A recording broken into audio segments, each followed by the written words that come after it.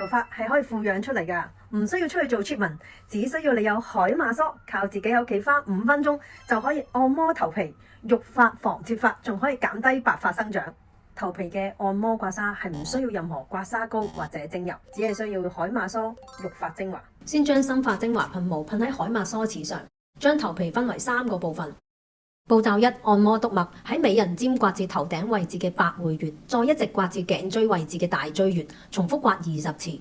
步驟2：按摩膀胱經，喺膀胱經位置刮至大椎穴。如果有濕氣重問題咧，可以喺大椎穴2set字按摩，重複刮20次。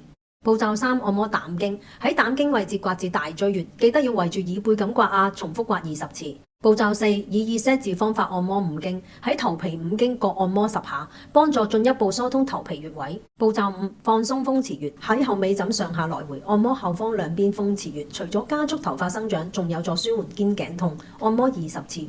步驟6：逆向放鬆髮根，由後髮際線位置逆向刮至百會穴，有助刺激頭皮穴位，加速血液循環，刮20次。步驟7：大刮全疏通，以百會穴為中心，喺頭頂位置以打直刮方式延伸刮痧，各刮10次。如果感覺到淤塞有淤結，可以刮多幾下，咁就完成㗎啦。頭髮係可以富養出嚟㗎。